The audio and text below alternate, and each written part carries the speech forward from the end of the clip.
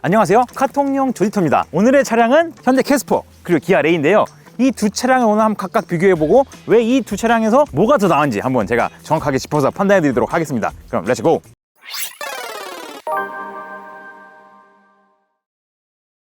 현재 국내에 판매 중인 경차 총 3대 있죠. 이 현대 캐스퍼 그리고 기아 레이와 기아 모닝이 있는데, 실제로 이 중에서 모닝은 판매고가 거의 바닥을 치고 있어요. 그러다 보니까 대한민국에서 경차라고 한다면 이 캐스퍼와 레이 거의 두 차량의 2파전이 벌어지고 있는 상황인데요. 그런데 우리가 경차라는 거를 잘 생각해 봐야 돼요. 경차를 어떤 사람들이 주로 사나요? 보통은 이제 사회초년생들이나 초보 운전자들이 부담 없이 편하게 운전하려고 산다, 아니면 이제 좀 경제적인 이런 사정을 고려해서 경차를 사는 이유가 있고, 두 번째가 또 있어요.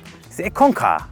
그치? 여유 있는 형님들이 이제 뭐 출퇴근 용도나 이렇게 짐 실을 거 용도로 세컨카로 사는 경우가 있는데, 이런 면에서 봤을 때 제가 아무리 짱구로 굴려서 생각을 해보고 직접 경차를 타보고 이래도 제가 볼 때는 이 캐스퍼보다 사실은 이 레이가 더 괜찮더라고요. 아주 그냥 제 시작부터 그냥 대놓고 그냥 편파적으로 리뷰를 한다고 이 말씀을 드리고 시작을 하는 것 같은데, 그렇다면 제가 어떤 이유에서 이 캐스퍼보다 레이의 손을 더 들어주는지 지금부터 하나하나씩 한번 설명을 드리도록 하겠습니다. 첫 번째는 가격을 한번 비교해 볼게요. 일단 이 캐스퍼 지금은 신차 가격표를 보니까 스마트 트림 깡통이죠. 이게 1,385만 원부터 시작을 해요. 그리고 이제 1.0 터보에 인스퍼레이션 풀업을 넣은 가격을 보니까 아유 세상에 2,057만 원이야. 와, 이런 거 보면 벌써 위화감이 들어요. 벌써 경차가 벌써부터 2천만 원 넘게 올라가다니, 그렇긴 한데, 근데 이 레이도 이 가격표 보니까 사실 큰 차이는 없어요. 레이도 지금 가격표 기준으로 봤을 때 스탠다드 깡통 트림이 1,390만 원부터 시작을 해요. 오히려 깡통은 이게 살짝 조금 더 몇만 원 더 비싸죠. 이 레이도 그래비티 풀옵션으로 가면 풀옵션 가격은 얘가 좀 더 싸다. 2,015만 원이에요. 사실 근데 이게 뭐 대단한 유의미한 차이는 아니에요. 이 42만 원의 차이가 뭐냐? 바로 썬루프입니다. 썬루프. 캐스퍼는 썬루프 옵션을 넣을 수가 있는데, 이 기아 레이 썬루프 옵션을 넣을 수가 없습니다. 옵션을 넣을 수가 없는 이유 뭐냐? 이 측면을 보시면 이 친구는 슬라이딩 도어 형태예요. 그러다 보니까 고정되어 있는 B필러가 없어요. 고정되어 있는 B필러가 없어서 이 문짝에다 더 강성을 보강해서 이렇게 차체를 설계를 했단 말이죠. 근데 이 강성을 이제 유지를 하려면 이 위에 썬루프가 있으면 안 되거든요. 그래서 결국 레이는 차체 강성을 고려해서 썬루프 옵션을 아예 넣을 수 없게 만들었다, 이런 말이 되죠. 결국 풀옵션의 42만 원 차이는 썬루프를 넣을 수 있느냐 없느냐 그 차이고, 실질적으로 이 두 차량의 풀옵션 가격이나 깡통 가격은 거의 비슷하다고 보시면 됩니다. 어쨌든 경차 주제 더럽게 비싸네. 그런데 우리가 지금까지 신차 가격 얘기를 했지만, 경차들을 볼 때는 신차 가격뿐만이 아니라 중고가 얘기가 이게 되게 중요합니다. 왜 중고가를 얘기를 하냐? 나중에 중고차로 되팔 때 중고 감가, 잔존 가치 이런 것들을 생각을 안 할 수가 없거든요. 그런데 물론 기본적으로 경차들이 중고 방어율이 좋고 잔존 가치가 높은 그런 세그먼트긴 하지만, 그 중에서도 이 기아 레이, 대한민국에서 아반떼와 더불어 가장 중고 감가가 방어가 잘 되고 잔존 가치가 높은 그런 차량이에요. 물론 캐스퍼가 출시된 지 아직 2년밖에 안 됐기 때문에 레이는 출시된 지 뭐 10몇 년이 지났죠. 그러다 보니까 직접적인 비교는 어려울 수가 있는데, 그래도 최대한 2022년, 2023년 이렇게 최근 연식 차량들로 비교를 간접적으로는 해볼 수가 있어요. 그래서 지금 엔카에서 매물 몇 개를 찾아봤는데 지금 표를 뽑아놨거든요. 보니까 캐스퍼가 21년식부터 23년식까지 총 314대가 이제 재고가 있습니다. 근데 이 엔카에서 레이를 살펴보면 21년식부터 23년식까지 총 124대가 있어요. 한마디로 지금 중고차 재고 물량은 이 캐스퍼가 레이보다 2.5배가 더 많은 상황인데, 그런데 22년부터 23년까지 판매된 캐스퍼와 이 레이의 신차 판매량을 비교해 보잖아요. 그러면 캐스퍼가 73,000대를 팔았고 이 레이가 75,000대를 팔았어요. 이 말인 즉슨 이 두 대 중에서는 레이가 조금 더 많이 팔렸는데, 오히려 중고차 시장에 나오는 거는 이 캐스퍼가 더 많다. 한마디로 이 중고차 시장에서 레이는 실제로 매물로 나오는 차량들이 적고, 매물이 나와도 바로바로 팔린다는 소리를 의미하는 거예요. 이 말인즉슨 당연히 중고 시세도 더 높아지고 방어가 더 잘 된다는 거에 이제 반증이라고 볼 수 있겠죠. 근데 이렇게만 말하면 의미가 없으니까 제가 지금 조사를 해봤어요. 이 중고 감가율을 따져볼 수 있는 시세 구간의 최저가를 한번 비교해봤는데, 지금 이 캐스퍼 같은 경우 2022년식이 1,267만 원, 그리고 2023년식 최저가가 1,327만 원이에요. 그런데 이놈의 레이 얘는 진짜 가격 방어가 미쳤어. 22년식이 1,406만 원, 이게 최저가입니다. 그리고 23년식 이 레이 최저가가 1,451만 원이에요. 벌써 이제 실제로 두 차량이 신차가는 거의 비슷한데, 이 시세의 최저가가 벌써 100만 원 정도 차이가 나는 거예요, 지금 레이랑 캐스퍼가. 이런 것만 봐도 레이는 거의 가격이 빠지지가 않아서 이 중고차를 가지고 있을 때의 자산으로서의 가치, 이런 경제적인 가치는 이 레이가 캐스퍼보다 훨씬 더 높다고 볼 수 있을 것 같습니다.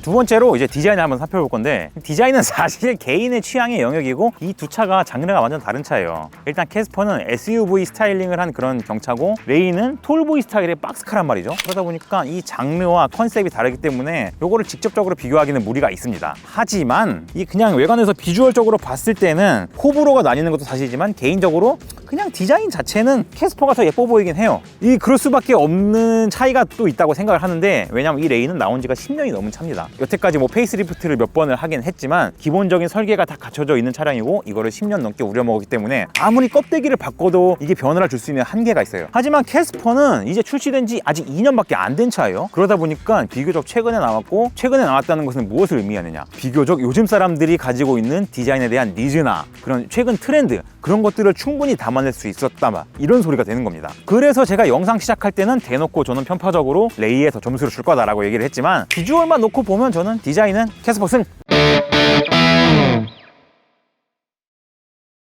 이 레이가 우리 실용성을 보기 위해서 먼저 이 레이를 타고 나왔는데요. 이 레이가 경차라는 플랫폼을 갖고 있지만 실제로 앉아서 운행을 해보면 경차가 아니라 거의 중형 SUV급으로 느껴질 정도로 엄청나게 넓어요. 이 레이의 별명 중 하나가 그게 있죠. 레쿠스. 레쿠스라는 별명이, 물론 이제 기름을 퍼먹고 연비가 쓰레기라서 이제 레쿠스라는 별명도 있지만, 그만큼 에쿠스 이상으로 엄청나게 넓은 실내 공간을 갖고 있기 때문에 그런 레쿠스라는 별명이 붙은 거잖아요. 이런 것들을 고려해보면 이 진짜 레이의 실내 공간 하나만큼은 정말 어떤 차와 견주어도 부족하지 않을 정도로 굉장히 여유가 큽니다. 실제로 앉아보면 실내 발 공간도 그렇고, 머리 공간, 좌우 공간, 뭐 앞뒤 공간부터 해가지고 정말 부족함을 전혀 느낄 수가 없는 공간이고, 물론 캐스퍼도 경차치고는 모닝이랑 스파크 같은 차량과 비교하면 실내 공간이 넓은 편입니다. 하지만 제가 실내 공간이 단지 넓다고 해서 실용성을 좋다고 하는 게 아니라는 이유는 바로 이 실내 공간에 붙은 다양한 옵션 때문이에요. 일단 우리가 그 SUV라던가 이 박스카를 타는 이제 근본적인 이유를 먼저 생각을 해봐야 할 텐데, 실제로 북미에서의 SUV는 정말 이제 험지, 오지를 가고 약간 오프로드도 가야 되는 그런 상황이 많이 맞닥뜨리기 때문에, 그래서 사실 SUV를 많이 타지만 한국에서 SUV가 발전한 방향은 조금 달라요. 대부분의 도로가 이제 잘 포장된 온로드 길을 가야 하고, 실제로 북미처럼 진짜 오프로드 험로를 주파할 일이 그렇게 많지 않습니다, 우리나라에서는. 그러다 보니까 우리나라에서 SUV가 발전한 방향은 뭔가 진짜 터프하게 길을 개척해서 가는 이런 느낌보다는 패밀리카로서 공간이 넓고, 그리고 요즘에 또 아웃도어가 트렌드잖아요. 캠핑 가고 차박도 하고 여러 가지 레저 즐기기 위해서 장비들도 싣고 이래야 되니까 사실 SUV라는 카테고리가 이렇게 지금 발전을 된 거거든요. 그래서 한국에서의 SUV는 사실 진짜 실제로 오프로드 주행성보다는 이 공간감과 짐을 많이 실을 수 있고 사람이 많이 탈 수 있고 패밀리카를 활용할 수 있는 이런 목적성이 가장 큰 카테고리라고 생각이 되는데요.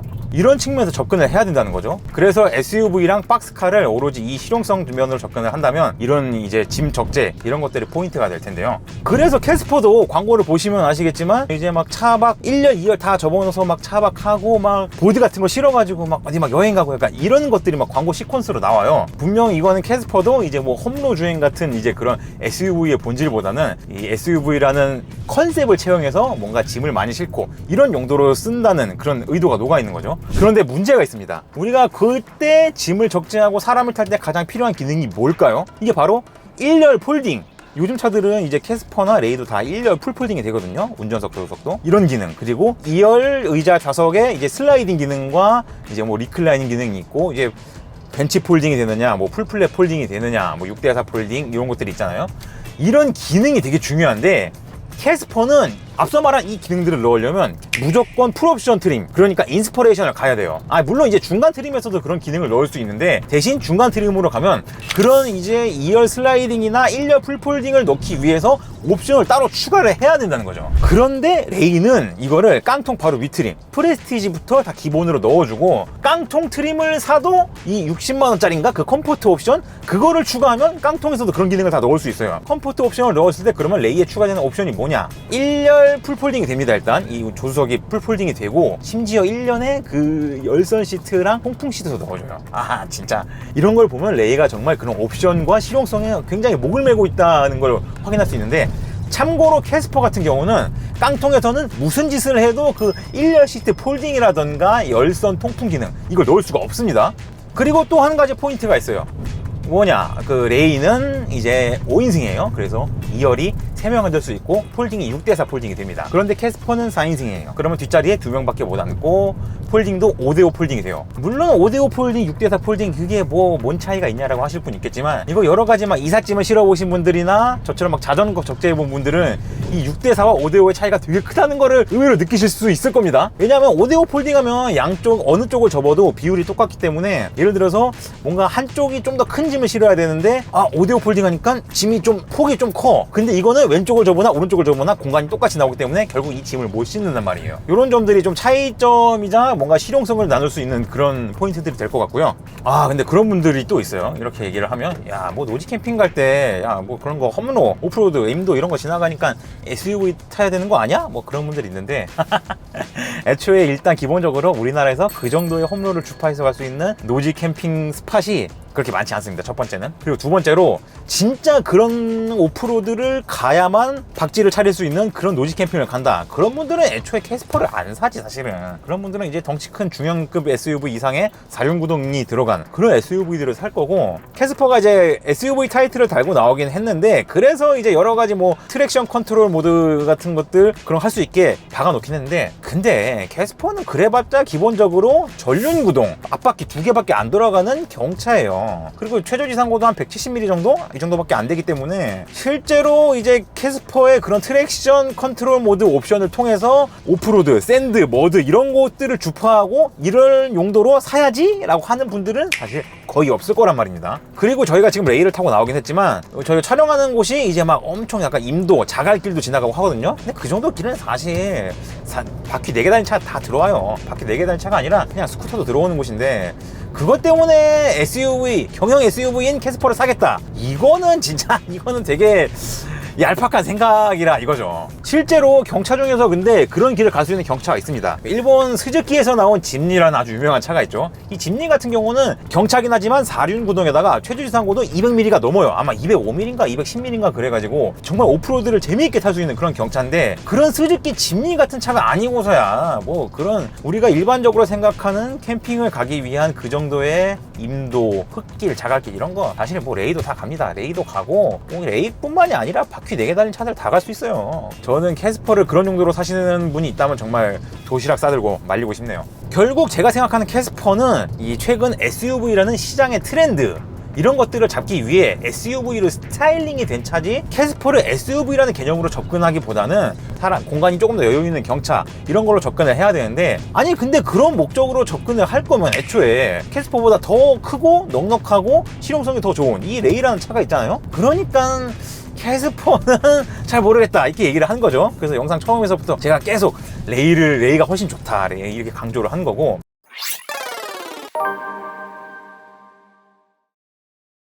네, 이번에 캐스퍼를 타고 나왔습니다. 왜냐하면 이 성능 부분에서도 한번 확인을 해봐야 되니까요. 기본적으로 스펙 시트상 보면 캐스퍼가 더 유월하긴 해요. 물론 이제 기본적인 스펙은 1.0 자연흡기로 따졌을 때는 76마력 똑같지만, 이 캐스퍼는 아시죠? 1.0 터보차저를 넣을 수가 있는 거. 그래서 이 터보차저를 올린 캐스퍼의 스펙 시트는 출력이 100마력이 나와요. 아무래도 레이보다는 조금 더 가볍고 뭔가 덩치라던가 이 에어로다이나믹 측면에서도 레이보다는 조금 더 유리한 측면이 있다 보니까, 실질적으로 1.0 터보를 받아서 이제 가속을 했을 때의 느낌은 레이랑 비교하면 차이가 있긴 있죠. 중요한 건 근데 캐스퍼가 1.0 터보를 올린 거는 좋은데 4단 변속기, 이 4단 변속기가 그 가속 성능과 효율성을 다 까먹고 있다는 거예요. 이 4단 변속기를 쓴다는 건 아무래도 변속기의 다단화 측면에서 불리한 점이 많이 있어요. 이 변속기의 한계 때문에 항상 이제 높은 고RPM을 써야 되고 소음도 심하고 이런 문제가 있어요. 그리고 두 번째는 사실 이게 더 큰 문제라고 생각하는데, 4단 변속기잖아요. 이 다단화가 안 되고 예를 들어서 한 5단 기어가 있으면 이제 항속주행, 고속으로 항속주행을 할 때 그 5단 기어를 쓰면 될 텐데 4단까지밖에 없다 보니까 이 연비주행 측면에서도 굉장히 떨어져요. 아까 우리가 레이, 뭐 레쿠스다, 이제 뭐 기름 많이 퍼먹는다 이런 걸로 욕을 하긴 했지만, 사실 이 캐스퍼도 크게 다르지 않습니다. 경차치고는 얘도 연비가 안 좋아요. 실제 공인 연비도 캐스퍼랑 레이랑 한 리터당 1km 정도? 뭐 1km 정도밖에 차이가 안 나는 걸로 알고 있거든요. 그러다 보니까 사실 이 캐스퍼를 탄다고 해서 엄청 연비에서 효율을 볼 수 있거나 뭐 레이 대비 경제성을 가질 수 있다 이렇게 판단하기는 힘듭니다. 결국 캐스퍼의 이 4단 변속기가 모든 동력의 손실을 가져오고 효율성을 다 까먹는데, 하다못해 그 배뉴에 들어가는 IVT 무단 변속기 있죠. 차라리 그거 이 캐스퍼에 넣어줬으면 그래도 평가가 좀 달라지지 않았을까 싶어요. 그런데 이제 뭐 IVT를 안 넣은 거는 아무래도 뭐 개발 단가, 여기서 이 캐스퍼가 2세대가 나올 리는 없어요. 이제 내연기관 이제 거의 시대가 끝나가니까. 그래서 이거를 최대한 많이 팔아먹기 위해 만든 거기 때문에 이거에 대해서 R&D를 그렇게 집중적으로 투자하기는 힘들었을 겁니다. 근데 그렇다면 하다못해 내가 IVT 무단 변속기 넣어달라는 말은 안 해도 뭐 차라리 수동 변속기를 넣어줬으면 어땠을까, 그런 옵션이라도 만들어줬으면 그래도 어느 정도 수요가 있었을 거란 말이에요. 뭔가 이제 그 4단 자동 변속기의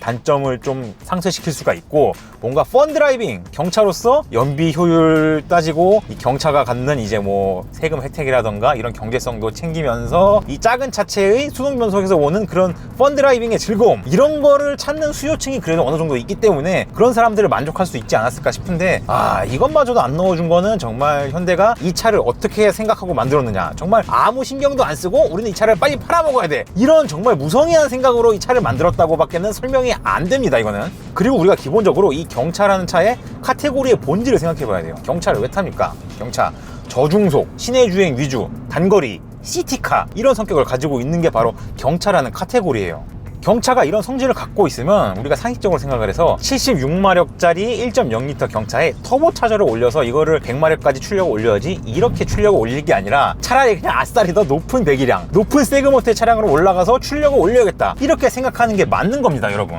물론 이제 차의 펀 드라이빙이라던가 재미있는 운전 성능, 운동 능력이 고출력, 고배기량에만 있는 건 아니에요. 이런 작은 차체와 작은 배기량에서 그 차의 운동 성능을 한계까지 몰아붙이는 좀 요런 의미에서의 펀 드라이빙 영역이 있거든요. 근데 그런 의미에서 봤을 때도 이 캐스퍼는 아니라는 거죠. 왜냐면 기본적으로 4단 변속기 자동을 쓰고 있기 때문에 RPM을 쥐어 짜내면서 한계까지 몰아붙이는데 한계가 있어요, 메커니즘상으로. 그리고 기본적으로 최저 지상고도 170mm예요. 아까 얘기했던 게 뭐 스즈키 짐니는 200mm가 넘어간다, 이래서 오프로드를 재밌게 탈 수 있지만 이거는 170mm밖에 안 된다라고는 했지만, 근데 이 170mm가 또 공도 주행을 하는 차 기준에서 보면 약간 낮은 편은 아니란 거죠. 그래서 이게 차가 이게 최저 지상고도 높기 때문에 이제 뭐 코너를 재밌게 잡아 돌릴 수 있는 그런 펀 드라이빙을 할 수 있는 경차로서의 자질도 사실은 없어요, 이 캐스퍼는. 차라리 저는 경차로 펀 드라이빙을 하고 싶으신 분들은 스파크 M400 수동 뭐 그걸 사던가, 아니면 모닝이 2세대 때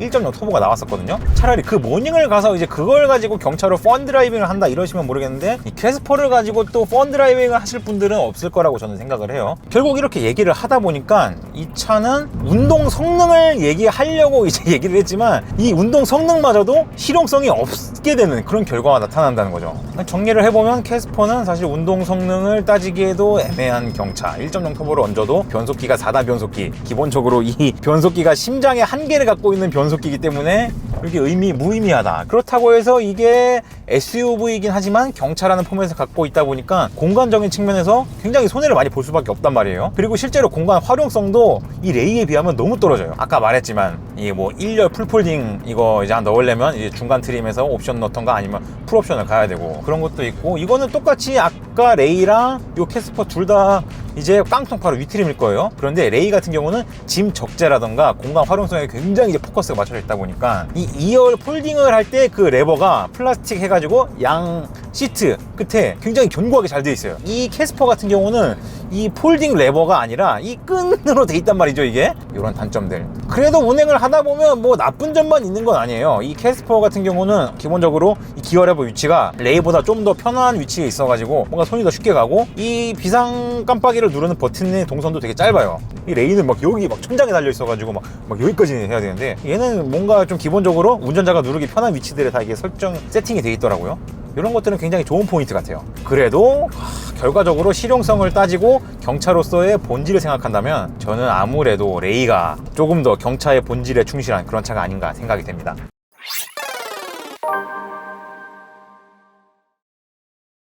오늘 이렇게 두 차량을 타봤는데, 제가 서두에서도 말했지만 제가 정말 결론은 레이예요. 왜 그러냐?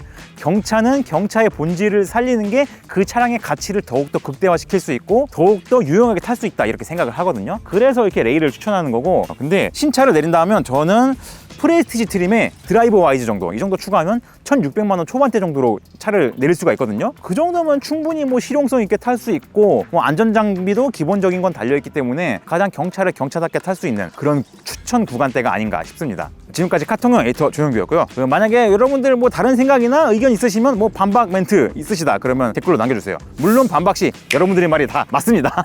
대신 반박 댓글 남기실 거면 기왕 남기시는 김에 구독과 좋아요, 알림 설정도 같이 눌러주세요. 지금까지 카통형 에이터 조영규였습니다. 감사합니다.